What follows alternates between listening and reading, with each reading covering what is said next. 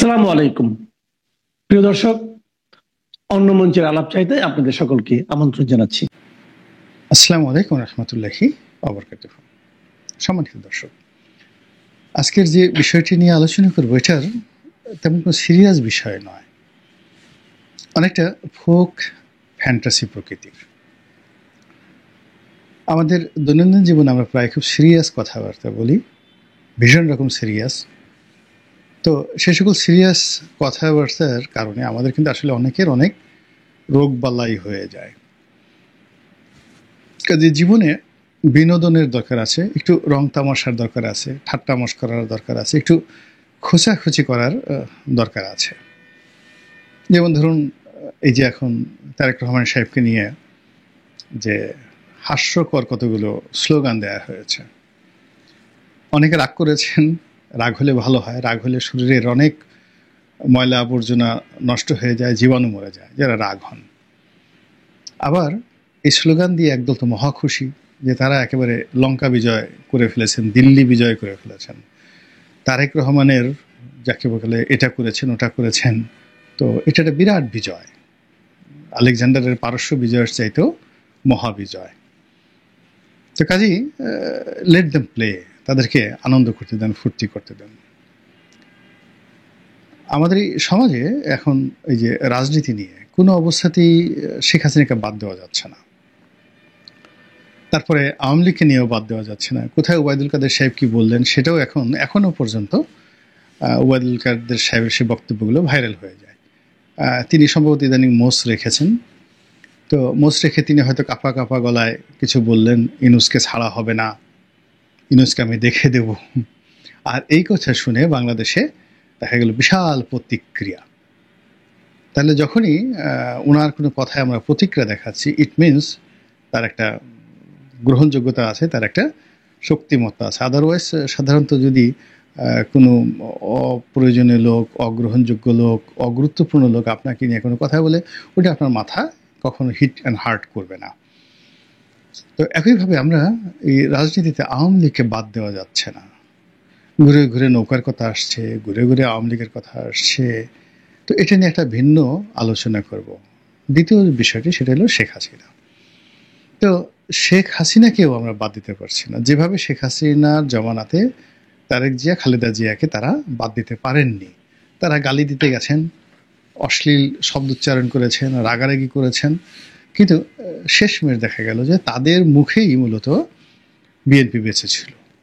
BNP তাদের কর্মকাণ্ড করার চাইতে এই ধর ধর ধর, আওয়ামী লীগের লোকজন বলতো ধর ধর ধর, কাদেরকে ধর, বিএনপি লোকজন বিএনপির নাম জেনে গেল, সঙ্গে সঙ্গে বিএনপির প্রতি তাদের একটা আগ্রহ জন্ম নিল। মানুষ নিষিদ্ধ জিনিসের প্রতি আগ্রহ থাকে। তারপর হলো মামলা দে, এই মামলা দেওয়ার পরে লোকজন কাদেরকে মামলা দিল, তাদের প্রতি সহানুভূতি হলো। এরপরে সংসদে দাঁড়িয়ে তারেক রহমানকে গালাগাল করলেন যে ধরে নিয়ে আসবো, বেটা ফাজিল, ওখানে বসে বসে বড় বড় কথা বলো, শক্তি থাকে তো আয় বাংলাদেশে। তো এই কথা বলে আর মানুষজন তারেক জিয়া সম্পর্কে একটু উকিঝুঁকি মারে যে কে এখানে শেখ হাসিনা এরকম কিছু কেন করছে, সে কি আসলে খুব শক্তিশালী, যে একেবারে স্বয়ং শেখ হাসিনাকে উত্তেজিত করে ফেলছে। তো একইভাবে এখন শেখ হাসিনাকে নিয়ে যত কিছু বলা হচ্ছে, তাকে ধরে আনা হবে, ভারতের কাছ থেকে তাকে প্রত্যাবাসনের যে ব্যবস্থা করা হবে, তাকে ফাঁসিতে লটকানো হবে, এই কথা যেভাবে বলছেন। আর ওদিকে উনিও নানা রকম অডিও সেই রিপোর্ট একটার পর একটা ছেড়ে দিচ্ছেন। একবার বলছেন যে কাউকে ছাড়া হবে না, পাই পাই করে যাকে বলা হয় সমস্ত কিছু আদায় করা হবে। ডক্টর মোহাম্মদ ইউনূস সম্পর্কেও তিনি একেবারে আগের মতোই আরও বিক্ষুব্ধ যে এইবার যদি তিনি সুযোগ পান, ইউনূস সাহেব যে কী করবেন, তো সেটা কি হবে। মানে তার বক্তব্য শুনে বোঝা যায় যে এইবার ইউনূস সাহেবকে পেলে যেভাবে কাপড় চিপড়িয়ে পানি বের করে, ধরেন একটা লুঙ্গি বা একটা গামছা আপনি পানিতে ভিজালেন, এখন ওটাকে আপনি পরে থাকবেন, তো ওটাকে যতটা সম্ভব শুকানোর জন্য আপনি যত চিপড়িয়ে পানি বের করেন, ঠিক ওইরকমভাবে ডক্টর মোহাম্মদ ইউনূসকে তিনি চিপড়াবেন।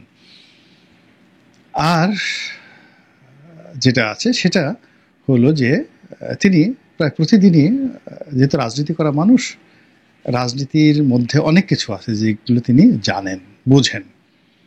রাজনীতির দুটো বিষয়, একটা হলো গ্রিড অ্যান্ড ফেয়ার, মানে আপনাকে ভয় দেখাতে হবে আর লোভ দেখাতে হবে। এটা রাজনীতিবিদরা যত সুন্দরভাবে করতে পারে তারাই সফল হয়। আপনি যদি ভয় দেখাতে না পারেন, আপনার যদি নখ না থাকে, দাঁত না থাকে, মানুষকে কামড় দেওয়ার ক্ষমতা না থাকে, খামচি দেওয়ার ক্ষমতা না থাকে, মানুষের ঘাড় মোটকে দেওয়ার ক্ষমতা না থাকে, কেউ আপনাকে পাত্তা দেবে না। যেভাবে দেখেন আমাদের স্বরাষ্ট্র উপদেষ্টা, সহজ সরল মানুষ, ভদ্রলোক মানুষ, আমরা তাকে নিয়ে কত রকম ট্রল করছি। কিন্তু এই মানুষটি যদি এই কয়েক মাসের মধ্যে কয়েকটা অন্ততপক্ষে 100টা গুম করে ফেলতেন, তারপরে শেষে 100টা গুম করার পরে 20-25টা ক্রস ফায়ার করে ফেলতেন, সবাই ওনাকে ঠিকই আব্বা আব্বা ডাকতেন। এখন আমরা দুলাভাই ডাকার চেষ্টা করি, তখন আমরা সবাই বলতাম যে না, এটা বাঘের বাচ্চা পেয়েছি বটে, এই আমাদের জাতির পিতা হওয়ার উপযুক্ত। মানে এই হলো মানুষের মানসিকতা, শক্তির ভক্ত নরমের জম। তো যে কোনো কারণে হোক না কেন, শেখ হাসিনা তার বিগত যে শাসনকালে আয়রন লেডি হিসেবে সারা দুনিয়াতে তিনি একটা ভাবমূর্তি গড়ে তুলেছেন। বিশ্বের সবচেয়ে ক্ষমতাধর নারী, বাংলাদেশের সবচেয়ে ক্ষমতাধর মানে রাজা বাদশাহ, এরকম একটা অভিব্যক্তি। তারপরে শেষে বাঘে ধরলে বাঘে ছাড়ে, কিন্তু শেখ হাসিনা ধরলে শেখ হাসিনা ছাড়ে না।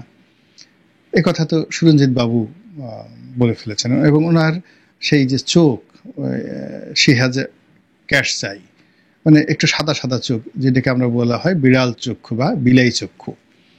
তো এই ধরনের যাদের চোখ বিড়াল চক্ষু, তারা খুব মানে রাগী হন, জেদি হন, প্রতিহিংসা পরায়ণ হন এবং ক্ষমা করেন না। মানে ভুলে যান, যেমন 111-এর কথা বলছেন যে আমি সেই তাদেরকে ক্ষমা করেছি কিন্তু আমি ভুলবো না, কিন্তু আলটিমেটলি তিনি ভুলেনও নাই, ক্ষমাও করেন নাই। 11-এর সময় তার দলের যে সমস্ত লোকজন তার সাথে বেইমানি করেছে, প্রত্যেকটাকে বাপের নাম ভুলিয়ে দিয়েছেন। সবগুলার চাপা ঠাপা সবকিছু 12টা বেজে গেছে। মানে আমি 2-4 জনের নাম বলবো না, যেহেতু এখন সবাই খুব বিপদের মধ্যে আছেন। এই ছাত্রলীগের পোলাপান দিয়ে দেখা গেল যে অনেক বড় বড় নেতা তাদের পাঞ্জাবি ছিঁড়ে দেওয়া হয়েছে, গালের উপর চড় থাপ্পড় মারা হয়েছে। এমন কথা তারা বলতে পারবে না যে আমরা এইভাবে চড় থাপ্পড় খেয়েছি, এবং এই জিনিসগুলো করা হয়েছে। তো এরকম মানে যারা ক্যাশ চাই তাদের মধ্যে এই জিনিসগুলো থাকে। ফলে কি হচ্ছে, শেখ হাসিনার প্রত্যাবর্তন নিয়ে বা তার ফিরে আসা নিয়ে যতদিন তিনি জীবিত আছেন, সুস্থ আছেন এবং দিল্লিতে বসে হুমকি ধামকি দিচ্ছেন এবং নানা রকম কথাবার্তা বলছেন, ততক্ষণ পর্যন্ত তার যারা প্রতিদ্বন্দ্বী তারা কিন্তু কেউ মানে এটাকে ইগনোর করতে পারছেন না, শেখ হাসিনার ভয়টাকে কাটিয়ে উঠতে পারছেন না। একজন নেতা, বেশ বড় নেতা, এখন খুব ভালো পর্যায়ে আছেন, জাতীয় পর্যায়ের নেতা। তো তিনি আমাকে একদিন বললেন যে যখন শেখ হাসিনার কথা শুনি বুকের মধ্যে কেমন যেন একটু ধুক ধুক ধুক ধুক করে, এখনো ভয় লাগে। এবং যখন ওনার ফিরে আসার বিষয়ে খুব বেশি আলাপ আলোচনা হয়, সেই রাত্রে ঘুমাতে পারি না। Is the reality. তারপর শেখ হাসিনার জমানাতে বিএনপির খুব বড় একজন নেতা একটা পারিবারিক অনুষ্ঠানে দেখা হলো। তো আমি তাকে যখন 6 মাস আগে দেখেছিলাম, যখন আমার দেখা হলো তার 6 মাস আগে, তিনি বেশ নাদুস টুদুস ছিলেন, ভুঁড়ি ছিল।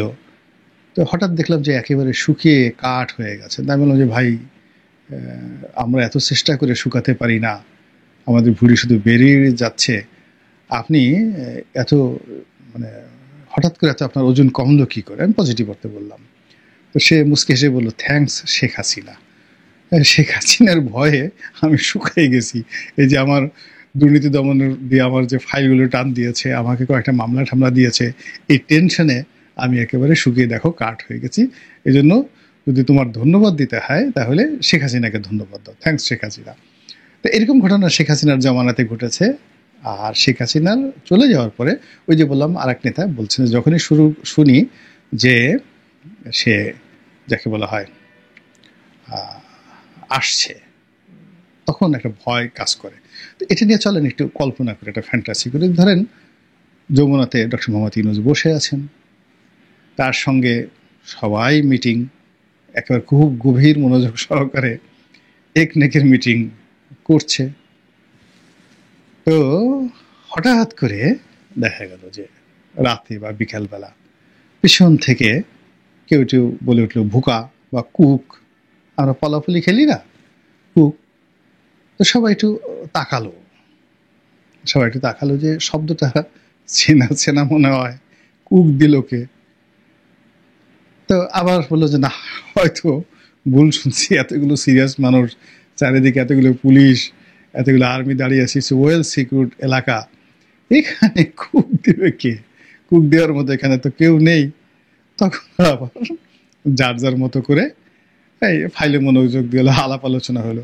And after 5 minutes again cook, ভুকা। এখন সবাই সবার মুখের দিকে তাকাচ্ছে, দৃশ্যটা চিন্তা করেন। কিন্তু কেউ বলতে পারছে না, বয়স্ক মানুষ, যে আমরা এখানে এই অবস্থাতে আছি, আমাদের সঙ্গে তো কুক, পালাফুলি, ভোকা এই কথাগুলো আসলে যায় না, কিন্তু শব্দগুলো হচ্ছে। এটা কি ভূতে করছে না, প্রেতে করছে না, জিনে করছে? তো এগুলো নিয়ে মুখ চাওয়াচুই হচ্ছে। তো হঠাৎ দেখলো গেল যে তারা যে রুমে বসে আছে ওর পর্দাটা নড়ছে আর শব্দ হচ্ছে। তো সঙ্গত যখন পর্দা নড়ছে তখন বোঝার চেষ্টা করেন যে সকলের হাঁটুর অবস্থা কি হবে বা হাতের অবস্থা কি হবে। কেউ যদি ধরেন একটু পানি খেতে চায়, গ্লাসটা উঠানো তার জন্য মানে কতটা কঠিন একটা বিষয় হয়ে যাবে। একটা সিনেমাতে দেখেছিলাম হুমায়ুন ফরিদি। তো হুমায়ুন ফরিদি বসের সামনে বসে আছে, পানি খাবে আর কি, কিন্তু ভয়ে তার হাত ঠক ঠক ঠক ঠক করে কাঁপছে।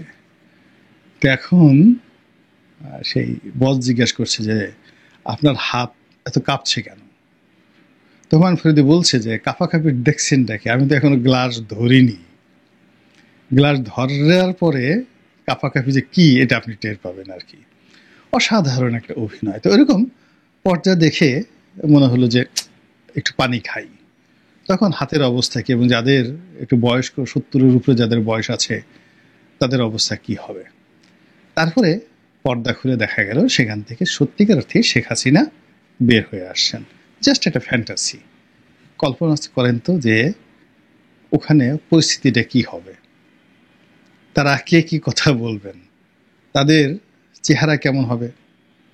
এবং ওখানে ধরেন এত সুন্দর করে হাসেন আমাদের রেজওয়ানা, উনি যে হাসেন ওনার চেহারাটা তখন কেমন হবে। একেবারে জাস্ট ওখান থেকে বেরোলে চিন্তা করেন, কল্পনা করতে তো কোনো অসুবিধা নেই। বা ডক্টর মোহাম্মদ ইউনূস তো চেয়ারে বসে আছেন, গম্ভীর থাকেন, বেশি একটা হাসেন টাসেন না। হঠাৎ করে উনি দেখলেন এই দৃশ্য দেখলেন। তারপরে শেষে অন্যান্য যারা লোকজন আছেন, আমাদের স্বরাষ্ট্রমন্ত্রী মহোদয়, উপদেষ্টা মহোদয়, তিনিও তো বৈঠকে থাকেন, তিনিও দেখলেন। তো তিনি তখন কি করবেন, কি বলবেন বলেন তো? তো এই যে অবস্থা, আমরা আলাপ আলোচনা করছি শেখ হাসিনাকে নিয়ে, এটা এই যে কথাটা বললাম, এটা আপনার কাছে যতই ফ্যান্টাসি মনে হোক না কেন, আপনার কাছে যতই এটা হাস্যকর মনে হোক না কেন, কিন্তু বাস্তবে যারা শেখ হাসিনার অপোজিটে দাঁড়িয়ে আছেন, প্রতিদ্বন্দ্বী হিসাবে, শত্রু হিসাবে, আমি যেটা দুষ্টামি করে বললাম, হাসতে হাসতে যে কথাগুলো বললাম, এগুলো তাদের অনেকের নিকট এই শব্দগুলো বা শেখ হাসিনা নামক শব্দটি রীতিমতো ভয়ানক দুঃস্বপ্ন। আল্লাহ আমাদের সবাইকে হেদায়েত দান করুন এবং হেফাজত করুন। আসসালামু আলাইকুম ওয়া রাহমাতুল্লাহি ওয়া বারাকাতুহু।